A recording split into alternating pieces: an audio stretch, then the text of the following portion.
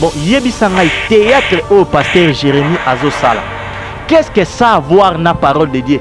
Dieu peut secouer batu na lolenge wana, mais siko faut koyeba intérêt ya Nzambe ezani nakati.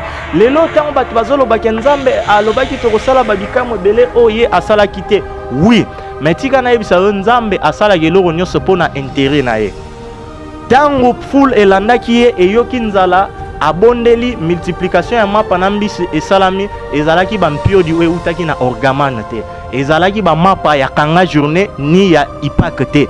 Ezalaki ba mom du retour à la parole, c'est Jésus-Christ de Nazareth. Et tant que frère Sony a s'était proclamé mon général.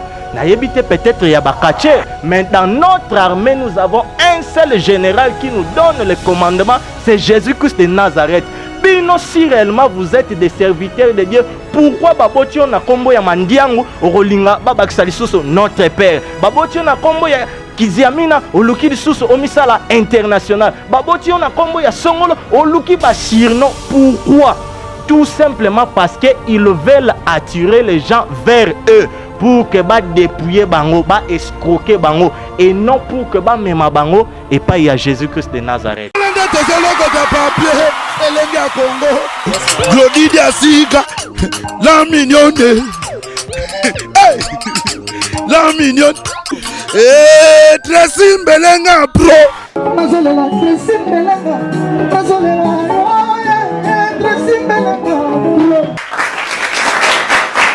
Salut à vous tous ceux qui nous suivent de partout sur les www.elengia Congo, votre meilleur site, votre site d'actualité. Merci beaucoup devant vous, c'est toujours Glody Diasuka, la mignonne de la presse, la maman de Preston. Je dis un grand merci à mon Dieu de m'avoir accordé encore les souffles de vie. Et donc devant vous, je suis très heureuse de vous voir, vous êtes tellement nombreux en train de nous suivre. Merci beaucoup pour la confiance, merci pour la patience, merci beaucoup. Je dis aussi un grand merci à la grande équipe technique de Lengia Congo. Là, je vois directement la même magique, Tracy Mbelenga Pro, le cerveau moteur. Merci à toi. Merci Nabandeko Touba soutien de partout. Pour aujourd'hui, je reçois le frère Fortune Bala. Une fois de plus encore, je suis avec le frère Fortune Bala, pardon. Donc ensemble, les naïe. Tokobé t'as vraiment ma solo concernant toujours Bonzambé. Comme la fois dernière, Tolobé là qui pasteur ou chef coutumier dans l'église. Pour aujourd'hui, Tokobeta Sete, Tokabole Longo, Nabino, na sujet où il y a l'évangile ou marketing du pasteur. Donc, l'évangile ou marketing du pasteur, pour comprendre déjà de quoi il s'agit. Donc, mais il y a vraiment explication correcte. Voilà, merci à la première dame de Lausanne, merci Kouyago Belisha, Maman Nari Djandi Luwawa, merci à Pablo Manienza, merci à Maman Godengoma, merci à Papa Jean-Marie Diasuka Kanda, mon père, et pourquoi pas à ma mère. Papa, frère Fortune, bonjour. Bonjour, Maman Glody. Bonne santé. Oui, en tout cas, Nangolu Nanzambe naza vraiment très bien. Bah, internaute, babani, babi, frère Fortune, ali, moi, frère Fortune, à Kewa, Pini, n'est comme frère Fortune. Bon, et là, comme côté Yamabe, Kokai, Kokomela ngai, aussi longtemps Nzambe a permetaki yangote bien que Bamitambo ezebele, Mengolu Nanzambe ezo sala ete tozala toujours balongi, et puis tozonga lisusu avec force na mukolo ya lelo, na site na bino Elengia Congo, pour na kokabola maloba na Nzambe. Merci beaucoup, Bandeko Tou, Bazolanda, vraiment avec impatience. Banibayo, frère Fortune Bala, sujet Lelo, l'évangile ou marketing du pasteur.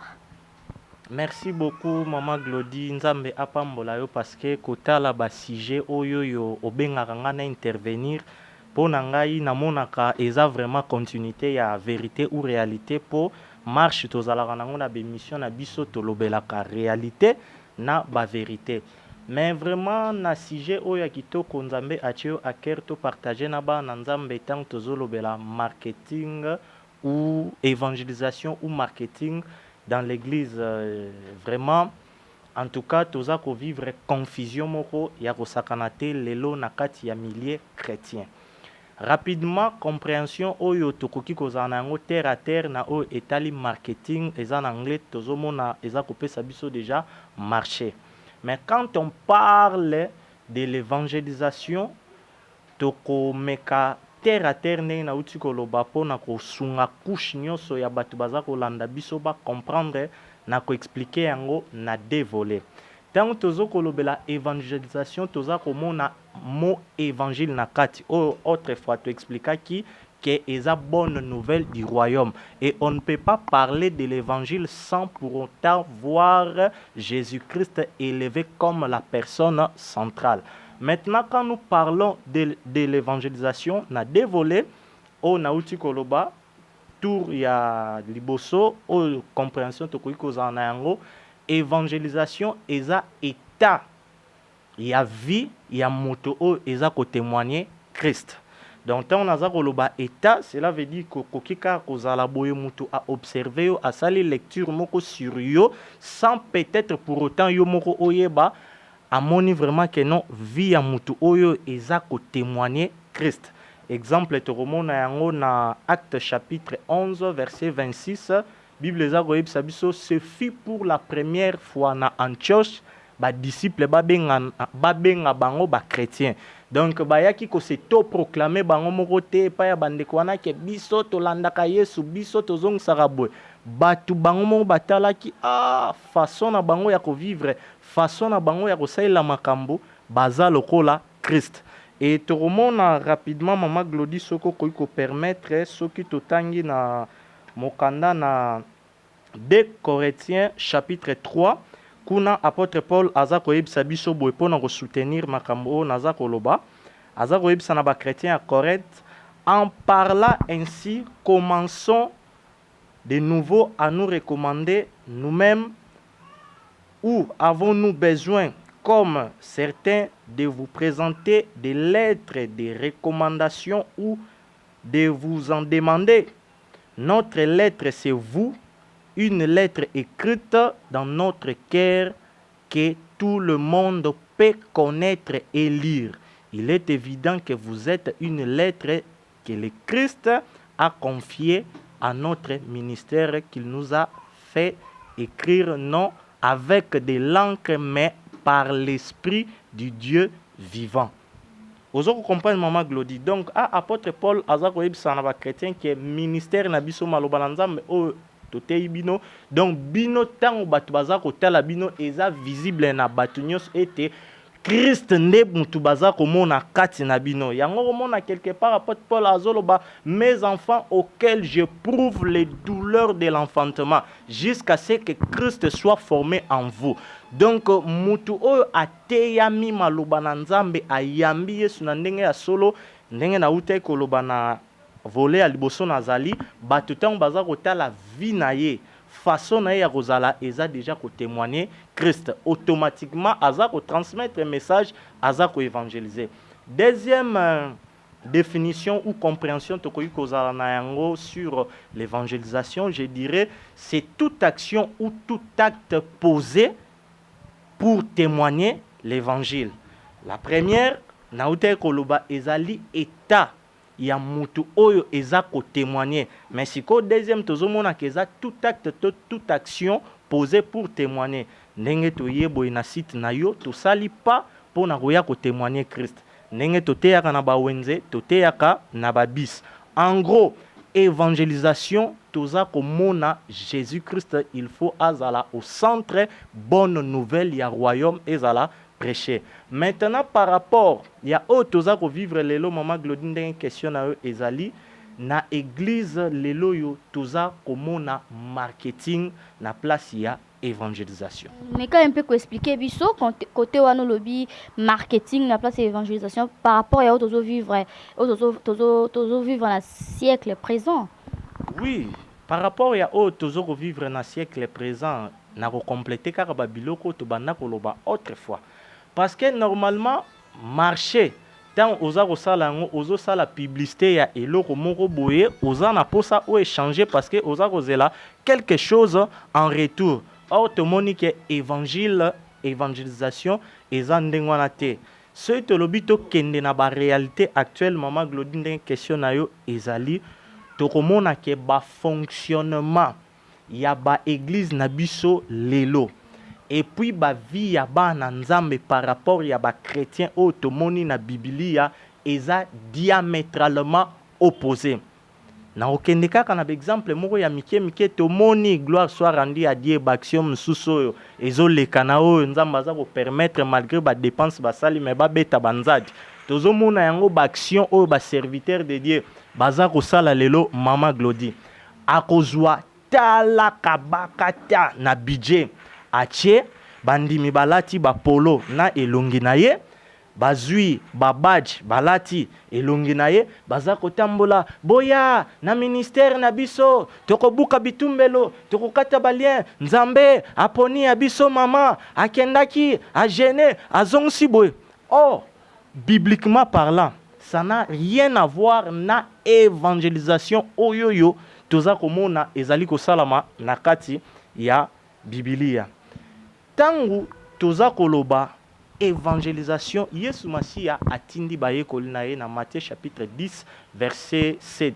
Aïbsi bango allez partout prêcher la bonne nouvelle. Dites aux gens que le royaume de cieux est proche. Maintenant les loyo yangwana nayoki ndeko jiva ebisinga ke Sankara déjà sa zongi poto. Mais je crois que Orlando biso ndeko Sankara en tout cas ngana pesi yo nzela banda ko patrouiller na ba chaîne chrétienne nyonso oyoyo omoni bazana ba Sankara adapté pona ba pasteur na bango parce que waneza conception na yo biso ba congolais ngai en première position to reconnaître que au réussir na idéologie na yo ndenge o elevaka wera o influencer ba faux frères o ba ye ko infiltrer biso leon église tant toza komona mutu aleki na télévision abandaka kakoloba l'homme à la langue brûlée, l'homme à la langue brûlée, l'homme à la langue brûlée, l'homme à la langue brûlée. Boya bokomona kima binkaka. Est-ce qu'on est en train de lever Jésus ou l'homme? Et au monde mususu kuna bakomi voici l'homme yozo kanisata musuba robimsana se Jésus-Christ de Nazareth babimsana François Kalombo. Or Jean-Baptiste il a été déclaré grand parmi ba prophètes nyonso et ancienne alliance o babotama na basi Bible za koyebisa biso mais tango amonaki Jésus-Christ de Nazareth alobi nini ayebisi ba disciple na eza lisusu ngai te alebotala voici l'agneau de Dieu, c'est lui qui ôte le péché du monde. Ozomona mama Glody, aujourd'hui il y a une grande confusion dans nos églises tant toza kolobela évangélisation en réalité oyo eza kosalama surtout na ville na biso ya Kinshasa eza lisusu évangélisation te eza ba marketing ba publicité eza ba voilà na koyiko bengango ba recrutement. Ozomona mama Glody parce que bandeko bele bazobenga frère Fortune en tout cas zote ya biso si tobimina beglise wana tokobondela nazana cimetière mususu ya kosala teke no longwa pa ya mutu wana yaka non biso tozoya ko présenter bino parole toza ko recommander bino na grâce à Nzambe pour que Yesu ye moko alakisa bino nzela ndenge nini bokotambola. Ozomona mama Glody lelo yo sikoyo tango yo chrétien ozui olati badge na elongi ya pasteur olobi ke yende dadi na biso mais ma sœur tu es exposé na idolâtrie bino botanga ka Bible te. Qu'est-ce que la parole nous dit dans Exode chapitre 20? Bible zoboya ba représentation ba image ba biloko wana nyos mais kende lelo na 8e rie pa ya l'homme soi-disant la langue brûlée. Ma sœur, c'est grave, ba témoignage, bandeko alléluia, nalalaki, ndoki abimeni ngana butu, na moni photo ya papa. Donc, il y a beaucoup de témoignages au ozomona que c'est mon tomboka lombo qui est élevé. Yesu bazo zoye kara lokola moi griffe moko boye, babami na suka, mais soki olaneli fond. Ils en a deux choses, baza ko recruter batu boya. Et pourtant bazana ba seline na bangwe belé na ba kingasa na banine. Mama, atoza na maluku yaka. Mama, atoza na kitambo yaka. Siko batu wana nyoso baya pour voir l'homme à la langue brûlée ou pour voir Jésus. Ozoko na mama Glody. Or, quand on parle de l'évangélisation de Naouté Koloba, il faut tout le monde royaume de cieux et à la prêcher. Parce que dans la parole de Dieu, quand on parle du royaume, on voit le salut, la paix, l'assurance que nous avons aujourd'hui à cause de l'œuvre de la croix. Tozali, comme on a, voilà, sécurité, oh nin tozana yango katina yesu, tozali comme on a joie, oyo nini tozana yango katina yesu, tozali comme on a assurance, il y a éternité. et toza pe komona jugement parce que évangile autre fane na lobaki ndenge toza koteya yango pona ba o bakoyoka bakondima bakozala sauver pona ba o bakoboya ekozala jugement likolo na bango. Maintenant par rapport ya recommandation Maman Glody o Yesu apesi na ba disciples, allez partout prêcher la bonne nouvelle, dites aux gens que le royaume des cieux est proche. Est-ce que c'est ce qui se passe aujourd'hui dans nos églises? Je dirais non. Yangwana peut-être avant opposé une sous question sous na bandeli yango pour la deuxième fois Sankara ceux qui oye na Kinshasa les cas na ba média oeza en place sur internet réclamer ba droit na yo kende ceux qui na ministère à média ceux qui na ba sokoda partout où ba ko reconnaître que eza idéologie na yo parce que ba faux frère wana ba yeko infiltrer église na place ete batu ba mona Yesu ba komi ko lakisa biso batu et puis elo musu Maman Glody tango toza ko mona ba titre o nyoso ba pasteur ba koma na yango. On appelle marketing, hein? Bien sûr, mais yo kan si so balobi kaka yaka na église telle et kokokate parce que marketing wana bazo sala yango au nom du pasteur po église wana eza boutique na ye, eza supermarché na ye, eza nécropole na ye yende chef ya cimetière, eza village na ye po yende aza chef coutumier a renyaka kuna nyonso o akoloba ata botoli mwasi na yo amen dadi. Lelo tant toloba l'homme à la langue brûlée. Mais ça n'a pas de sens. Or, mutu o biso to yebi parole et biso de sa bouche sort une épée pour frapper les nations. C'est Jésus-Christ de Nazareth. Oyo tango a lobby eza na opposition mon côté et kogi côté mais la parole na e. Et tango musu soyez. Oh l'homme du retour à la parole. Yemoko tilelo azakozonga. Évêque Pascal Mukuna azako zonga na parole te. Or ba pharisien tango bayaki batuni Yesu Masia ke non Moïse ateaki biso boy par rapport à divorce remariage yo olobini ne pona ba lettre à divorce aipsi bango tozonga retournons au commencement.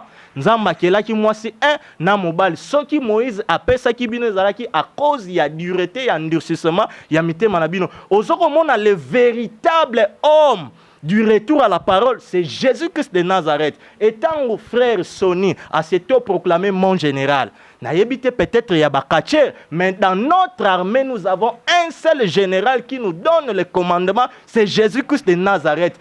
Bino, si réellement vous êtes des serviteurs de Dieu, pourquoi Babotio na kombo ya mandiangu, orolinga, babaksalisoso, notre Père. Babotio na kombo ya Kiziamina, oluki lisusu omisala international. Babotio na kombo ya songolo, oluki basirno. Pourquoi? Tout simplement parce qu'ils veulent attirer les gens vers eux pour que ba dépouiller bango, ba escroquer bango et non pour que ba mema bango et pas y a Jésus-Christ de Nazareth. Voilà, merci beaucoup Fortune Bala, ça continue. Je salue le Jogo depuis Qatar, Alain Carré, Motema Stella. Merci à Amanda Feza, Maman l'équipe propre, voilà, ça continue. Papa n'a bossa n'y était quoi. Voilà frère Fortune, ton money marketing ou évangélisation, évangélisation ou marketing du pasteur. Si on parle là, papa nangai, tant on y est sur ma commune sobi kena suka, to mona bato ndenge na ndenge mamba ndenge na ndenge. Makambu wana pe, et on soit par nango na na temps de la fin. Oui, je dirais un grand oui, Maman Glody, parce que cri o toza ko betane na lobaki la fois passée toza ko zwa risque o pona bana nzambe babima ba fo oyoyo ba kozala et puis ba ko kobaka toujours ebele ba ko multiplier ka toujours ba stratégie ya mabe tout simplement parce que mitema na bango bazana Yesu te. Bible et ebisi biso boy wana Jésus-Christ de Nazareth mutu toza komona accomplissement ya prophétie o Esaïe a prophétisaka et kokisamaki jour wana synagogue. Nazana mokana na Luc chapitre 4 verset 18 bandeko Bible et ebisi biso boy. L'esprit du Seigneur repose sur moi. Nazana version Semer parce que il m'a désigné par l'onction naba lui segonza il m'a oint pour annoncer une bonne nouvelle aux pauvres. Il m'a envoyé pour proclamer aux captifs la libération, aux aveugles le recouvrement de la vie, pour apporter la délivrance aux opprimés et proclamer l'année de grâce accordée par le Seigneur. est-ce que lelo yo recrutement oyo bandeko wana baza ko sala po na ba pasteur na ba cimetière na bango, les gens sont réellement libres? Je dirais faux. Ba action o nyonso zo sala ma oyo baza ko benga na bango soki na ba tata Raphaël so ba bisika ni na ba place o bazo memaka bato. Pourquoi bato bazo kolanda ba mama wana na ba tata wana? C'est parce que les gens veulent voir les miracles sans pour autant ba bongo la mitema na bango. Au moni moment o mama Glody tozana yango bana nzambe ya solo bazana posa ya parole oyo yo ezako nourrir foi na bango oyo ezako memaye na communion ya malamu na nzambe parce que ba miracle wana batu bazako landa ngana benga bango baza ba blessé de guerre okomona mutasali vi na ye alongolisi bazemi babwa akeya botel mbala batu babwa kelie mbaso ala yo mama ye ko clôturer jeune abondela pona ngai mutu akeya yibi biloko batu balakeli vie na ezo marché te donc ba blessé de guerre. Oh, parole il faut ebeta na motema mutu a régler na vie na e a yango en ordre. Christ a lobby, l'esprit du Seigneur est sur moi, il m'a oint pour envoyer, pour publier une année de grâce. Maman Glody, c'est fort afin de consoler ceux qui ont le cœur brisé, de guérir les malades. Yesu ayende ko guérir nanu mitema mais oyo eza ko sala malelo ba pasteur ba komi batu ya ba spectacle yango zomona ke batu oyo ba vivara ba kati ya bedingwe ata fani na ndako abongoli mutema te zana eloko moko te okobangisa yeke no mpiodi mbisi akokauka ebimi mutu na 8e ri ekobangisa nango ye te mais problème nde ezali eske bana na nzambe oyo baza kolandaka batu wana ba chien wana ba faux ouvrier wana ba bongoli penza mitema na bango. Pourquoi toza ko poser question là? Parce que toza ko mona ke recrutement eza ko sala mapona ko attirer batu vers mutu. Or Bible yebisi biso moto moko te akoki ko pesa solution si ce n'est que Jésus-Christ de Nazareth et ala kelamabe oyo akocha elike ya mutu. Mais mutu tango afandi na ye azozela kaka mama clôturer ngai prière dadi achanga loboko suka na yo ekozala wapi? Qui t'a dit que dadi na yo mama wana komisa lokola mama na yo azana nzambe ya solo? Ozomone sika bato bele bakozala dessus mama Glody. Merci beaucoup, Frère Fortune. Par là, na la même magique, Montréal a balancé les images où ils ont commenté sur Yango. Voilà, papa Abe Bondo, moté maman Feza, voilà, non, image. Frère Fortune, na ba image papa Tracy Mbeleng a balancé les biso. Tous au monde a ndenge mosala nzambe. Si je me trompe pas, le prophète Jérémie bazo bengaye. Modèle azo sala, na peut-être délivrance, na ba coup de pied. Bah coup de pied vraiment et puis ça n'a pas ça mais ça fait mal bah coup de pied so ka fuli mu pepe ba diminution so ba koi et puis na suka ba acclamer wana to benga nini papa na ngai biyo mtoza côté ya basala nzambe wana okokolo ba nini en même temps Tracy Mbelenga pro la même magique azo balancer les biso ba image wana. Mais maman Glody eloko ya kokamwa eza lisusu te parce que batu ebele lelo yo sur ba makambo o ya ba miracle au mona ke soki totangi na Acte chapitre 8 passage déjà totanga yango mingi to mona Philippe tango akotaki na Samarie. Bible eyebisi biso nini totanga eloko moko wana eza très important na Acte chapitre 8 beaucoup de personnes qui avaient des démons en elle en furent délivrés, ils sortaient d'elle en poussant des grands cris et de nombreux paralysés et des infirmes furent guéris. Ainsi, toute la ville était-elle dans une grande joie. Tant biso toza kotele melaka babiloko yo les gens pensent que toza le rôle ba témoin de Jéhovah tozo ya kaka na parole toza ko nier aspect ya manifestation ya puissance ya Saint-Esprit. Maman Glody, l'esprit de Dieu peut agiter, secouer quelqu'un ba démon et bima avec des grands cris. Par la grâce de Dieu, toza ko expérimenter yango na ba délivrance bien que nyonso ezalaka ndenge moko te. Mais eloko nde sikoyo o biso toza ko buka ezali système doctrine oyo ba pasteur baye ko introduire. Bon, yebisa ngai théâtre o pasteur Jérémie azosala. Qu'est-ce que ça a à voir na parole de Dieu? Dieu peut secouer batu na lolenge wana. Mais si faut koyeba intérêt ya Nzambe ezani nakati. Lelo tango batu bazolo baki Nzambe alobaki to kosala babikamu ebele oye asala kite. Oui, mais tika na yebisa Nzambe asala geloko nyonso pona intérêt na ye. Tango foule elandaki ye eyoki nzala abondeli multiplication ya mapa na mbisi esalami ezalaki ba mpiodi oyo utaki na orgamane te. Ezalaki ba mapa ya kanga journée ni ya ipak te. Ezalaki ba mapa oyo esalamaki miraculeusement et c'était juste pour nous montrer parce que le Seigneur a travaillé toujours na ombre avant que biso na réalité. Après ça, il déjà image qu'il est le pain de vie à Roliae à Kozwa Bomo. Et puis, tant lelo yo ndeko yo komo na ye bosani oyo yo alandara mwasi na ye na ba voyage astral à Kenaroti lembongo na Afrique du Sud Espérance Mbakadi. Ça c'est la sorcellerie. Oh Philippe azala qui transporté en esprit pour que tant asili sagina unique Chopin. Oui, Philippe asala qui yango ezalaki indépendamment ya volonté na et puis ezalaki na objectif tango esprit est transporté qui est memie na ville wala mususu a continuer côté ya maloba na Nzambe siko tango yo mon frère Espérance Mbakadi au témoigner yango publiquement que non un vrai chrétien peut sortir de son corps ou affirmer yango que yo moko o expérimenter ki yango mwasi na azali na Afrique du Sud alaki na besoin ya mbongo au limwaki au keyo bimene na chambre kuna hôtel mbongo na kati sa sac. Oui, tondimi surnaturel siko yebisa biso intérêt ya Nzambe kuna eza na nini mbongo ngwa ke neko tikela ngo borfelin to asombaki ba bijou na ye botika kokosa peuple de Dieu. Maman Glody na opesa témoignage moko ya muke pona kosunga bana Nzambe. J'ai un frère, je ne vais pas citer son nom, c'est un bon frère, il craint le Seigneur.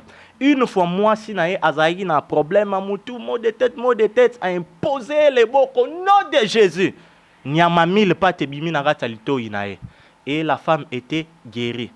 Mais elinko lobate que frère wana ba délivrance nyonso onzamba sala ka parier ba michope ba mille pate ba biloko boyebi maka non yemoko pe elekela ki et salama une fois et s'il par là qu'est-ce que nous voulons dire Dieu est capable ya ko permettre que c'était ebima na nzoto ya mutu po ba magicien soki bazo sala yango Dieu n'est pas incapable pour na ko sala yango mais problème siko ezali tango nzamba zo sala yango intérêt na yango eza nini tango ye aza kokwisa bato na bantsodi wana aye lokola kache pum aye asali délivrance ya pasteur Jérémie Onyoste omona wana siko intérêt ya Nzambe ezani après ko bamba bato wana lokola basaki ya masango na port ça ça peut ba choc hein oui ça édifié en quoi lelo yo to lobela Jérémie wana yebite sokwa na mboka ni to kende na ba occultiste o tozana bango na mboka na biso tozomona ba action ezosala mokei na nini na grand hôtel hey prophète le plus jeune ateyaki ba unité ya Vodacom ebimi bambongo ebimi batu na ba poche bon siko ba unité wana ba bimisilaki bino ba pesaki bino numéro ya kobenga ba ange Gabriel ya kobenga Jésus to ezalaki po bobenga ba makangu na bino yebisanga ba miracle oyo ezosala ma crédit bima mutu na poche na téléphone na ye mbongo bima mutu na poche oui pasteur et après eza kosunga na nini na bana Nzambe.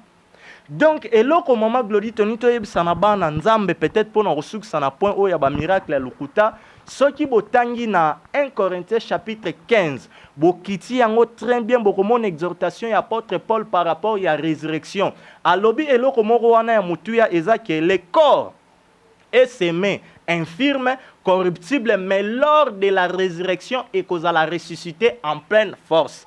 Moi, Nzambe oza kolanda biso na elengi ya Congo. Et loko to lingi to yebisa yo pona ko batela kondima na yo ezali ete Yesu Masia akufaki ne kulusu pona ko régler ba problème social na yo te. Yesu Masia akufaki ne kulus pona ko pesa yo premièrement et seulement la guérison physique te.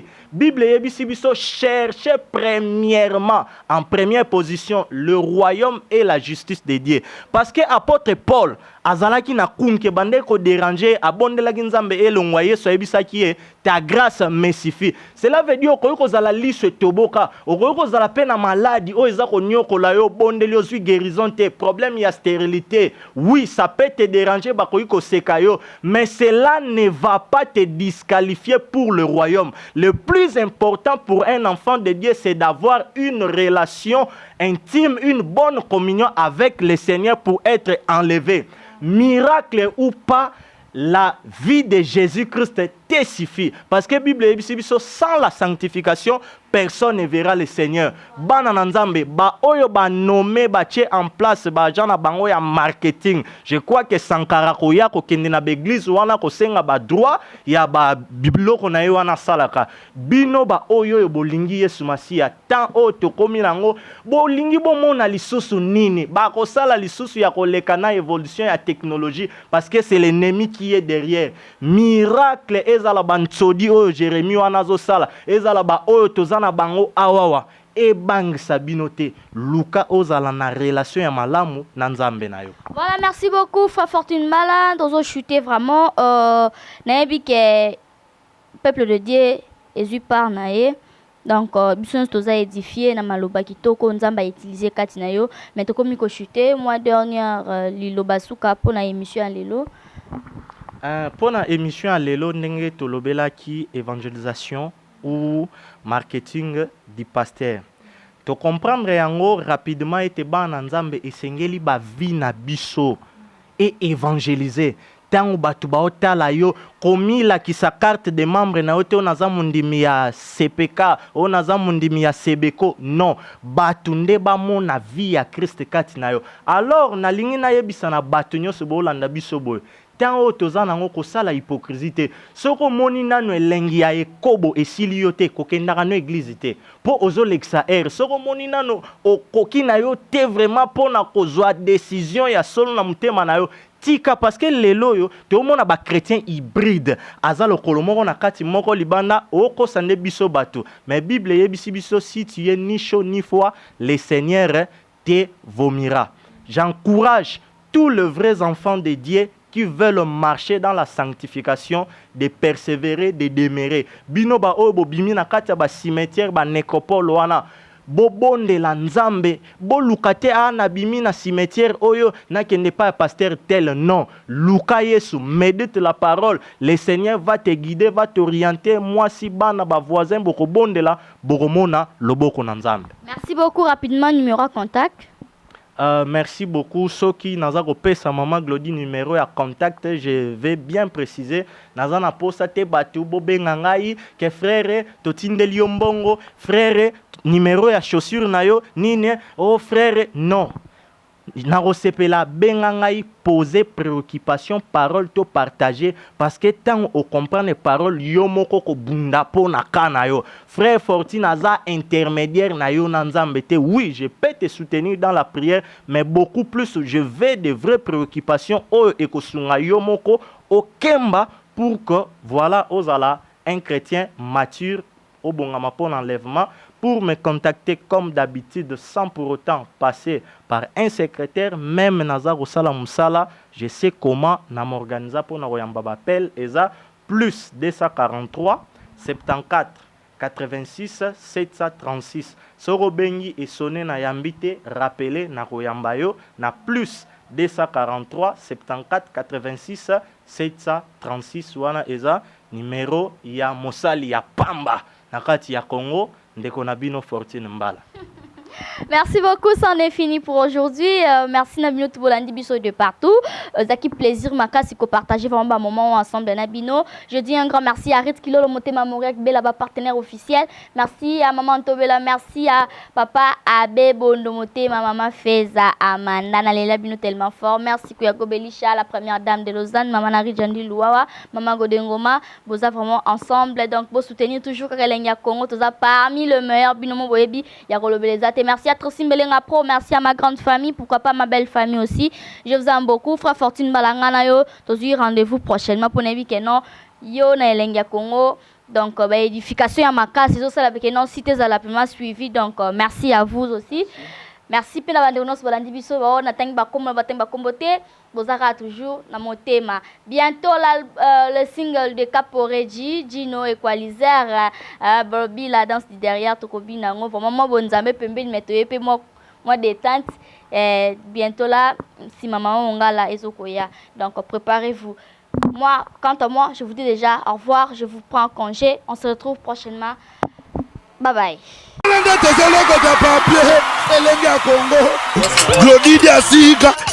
La mignonne.